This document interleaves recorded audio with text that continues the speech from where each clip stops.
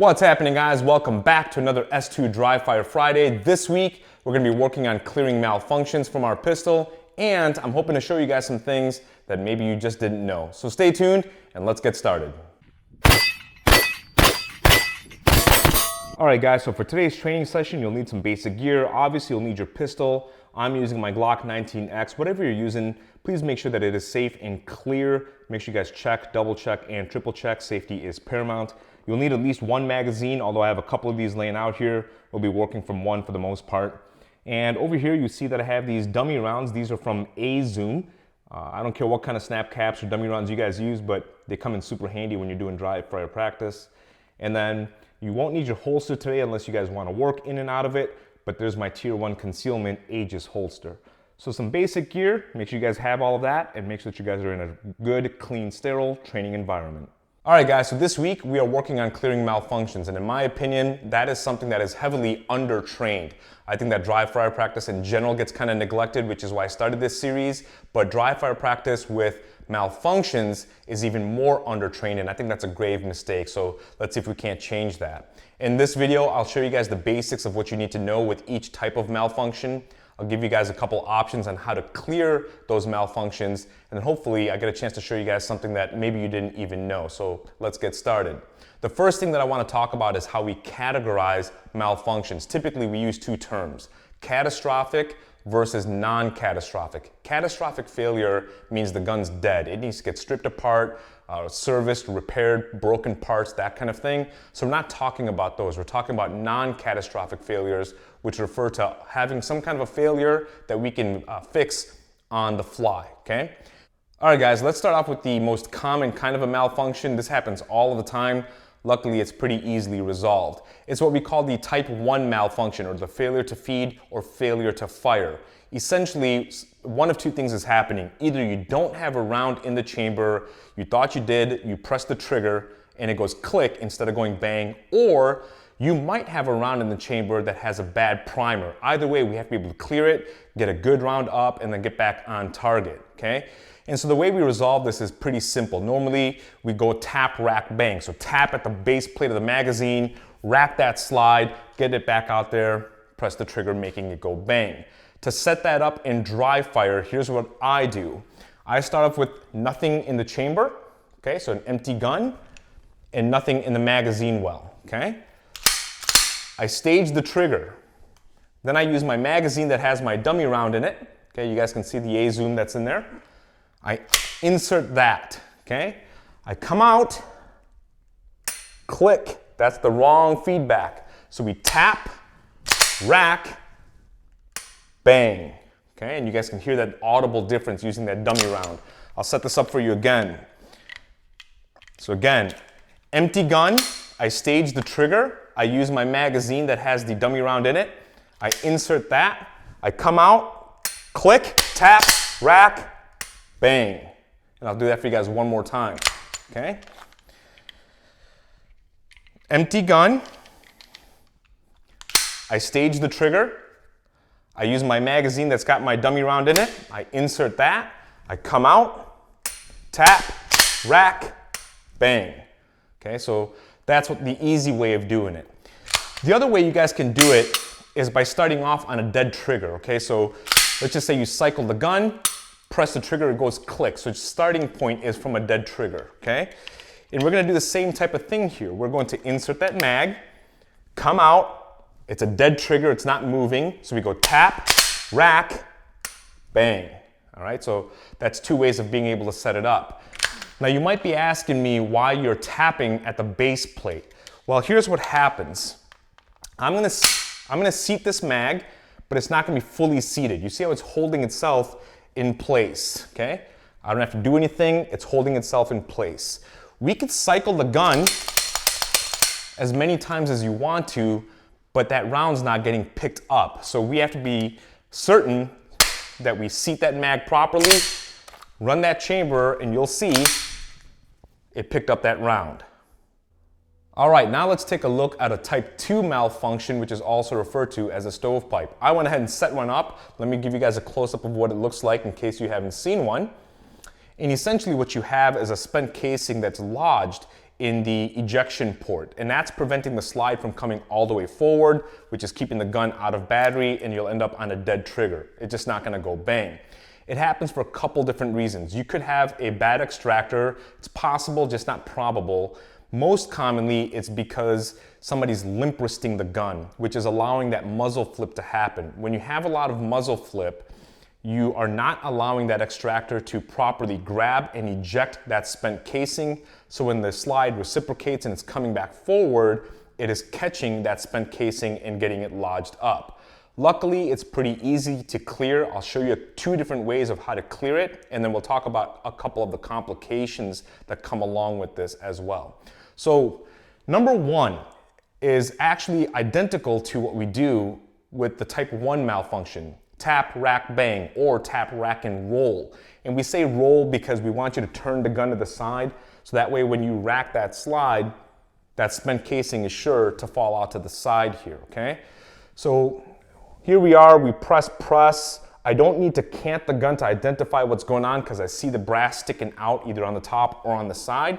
And so I know that it's a type 2 malfunction. So we're going to turn, tap, rack, and we're back out. And that clears that particular malfunction, okay? Pretty simple. Now let me show you the second way. The second method in clearing a type 2 malfunction is what we call the over-the-top sweep. Now this has its own complications, but it does have some applications as well. So let me walk you through the process, then we'll talk about the pros and cons of this. So we're out pressing the trigger and we end up with the malfunction. I can visually verify that it is a type 2 by seeing the brass sticking out of the ejection port. In method number 1, we did the tap, rack, and back in it. Method number 2 is going to take our support hand over the top. We're going to sweep our hand backwards, hoping to dislodge that spent casing. Then we bump the back of the slide to make sure that the gun's back in battery, and that allows us to get back on trigger. So let me give you guys a close-up of what that looks like first, okay? So you have the malfunction that's going on. Our support hand's gonna go from the front to the back, almost like a judo chop, knocking that piece of brass out, and then we take our heel of our palm, push at the back of the slide, putting it back in battery, allowing us to get back on trigger. One of the problems with doing the over-the-top sweep is that if you have a jagged edge on that casing and you sweep your hand over it, it'll cut your hand wide open. That actually happened to me during the class. We were doing some shooting from underneath the car. I was down off to the side, pressing the trigger, and I don't know if I had debris that came up or a brass that bounced back and forth or whatever, but I ended up with the type 2 malfunction. I went to go sweep over the top of it and it tore my glove right in half. Thank God I was wearing a glove, or else my support hand was pretty much going to be cashed out. So that's something that you have to be aware of. On the other side, it is a little bit faster, and there is an application for this kind of a clearing method as well. I'll talk about that in just a second. So let me walk you through this one more time. We're pressing the trigger. We end up on a dead trigger. We have a visual verification that this is a type 2 malfunction, okay? To be able to clear that, we're going to go sweep over the top, dislodging that brass, bump the back of the slide, and then get back out and press the trigger. Now that is a little bit faster, okay? That's a little bit smoother, a little bit easier. But again, you're at the risk of cutting your hand wide open, and you're also, if that brass is lodged in deep enough, sweeping it backwards not going to dislodge it. Let me show you guys a potential problem that we face when it comes to the type 2 malfunction and why that over-the-top sweep might work and why it was taught to me in the first place. So I went ahead and set my gun up with another stovepipe, okay? I have one dummy round that's in the magazine, and I have one that's already chambered. Why already chambered? Well, keep in mind, the spent casing didn't make it out. That doesn't mean when the slide reciprocated that it did not push the next round forward and into the chamber. So potentially, this is the setup that we're gonna have. We're gonna have a magazine that's ready to feed.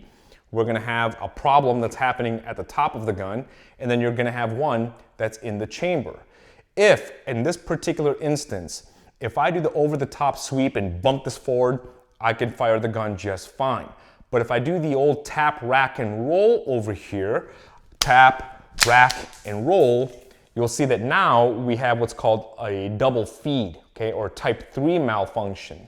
And so that would have been a place that the over-the-top sweep would have not let this happen, but the tap, rack, and roll certainly caused this. So that's something to consider for yourselves. A type 3 malfunction is what we call the double feed. And in order to set up a double feed, what we're going to do is we're going to take one of our dummy rounds. We're going to open the breech, no magazine in it. I'm going to go ahead and put that into the chamber. I'm going to take my magazine right behind it that has another round in it, put that in, gently let that slide forward, and now you're going to have this kind of a problem where you have one in the chamber and then you have the magazine that's trying to push another round in, and that's going to hang up that slide. Traditionally speaking, to clear this, we would lock the slide back, strip that magazine out, rack, rack, rack, reinsert the magazine, rack it again, and come back out and press.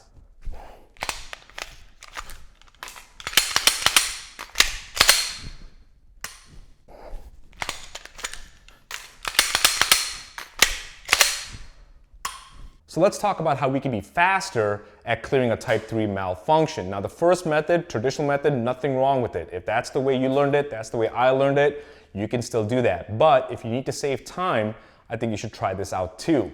So in the first method, we lock the slide back, pull the magazine back out, ran the slide 3 times to make sure that we have a clear chamber, reinserted the magazine, run the slide one more time to pick up the round, and got back on trigger, right?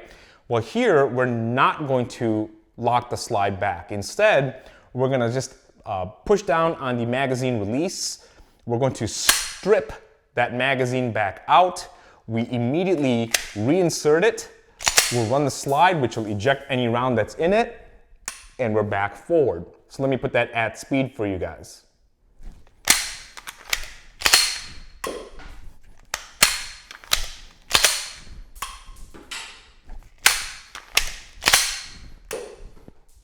All right, guys, so the third way of clearing a type 3 malfunction at first looks a little bit tactical, operator kind of a thing, but I still think it's worthy of learning how to do it. Now in specific, this is for the people who carry a spare mag. I carry a spare mag on my appendix carry every single day, and I don't carry a spare mag because I think that I need more ammo. I actually carry a spare mag because I worry about malfunctions happen in the first magazine, so I want to have a fresh source in case I ever need it. Something to think about anyways.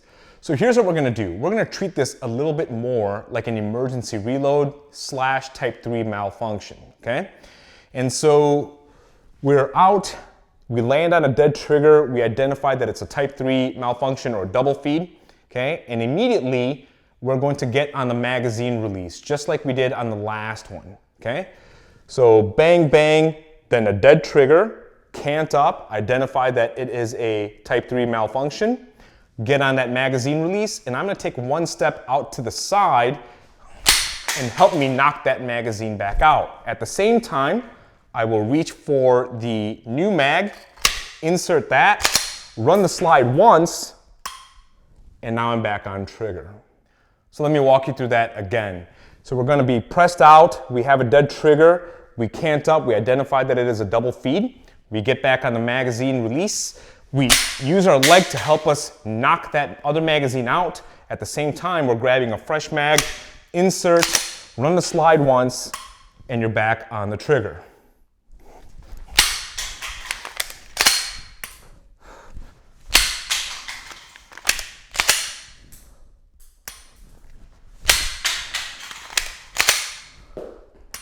All right, guys, so that's kind of a brief overview of non-catastrophic malfunctions. We identified 3 of them. I showed you how to set those up in Dryfire. We talked about a few different options for how to clear the malfunctions, and we talked about some pros and cons. Now, when you guys are working this in your Dryfire, the only thing that you want to add is being able to move, getting behind something. The idea of standing flat and straight in front of the bad guy working the gun just doesn't sound so good to me, all right? Try and get behind something, stand and move, and work the gun after you get acclimated with what to do with the hands. I would also highly recommend that you guys do these types of drills in your Dryfire practice. You don't want that momentary pause in the middle of an actual gunfight where you might be fighting for your life. Be familiar with what's going on with your gun through good Dryfire training. All right, guys, hopefully this video helps you guys out. I really enjoyed this. And if you guys like this, make sure you guys like, share, subscribe, comment below if you guys learned something new, and I'll see you guys on the next lesson.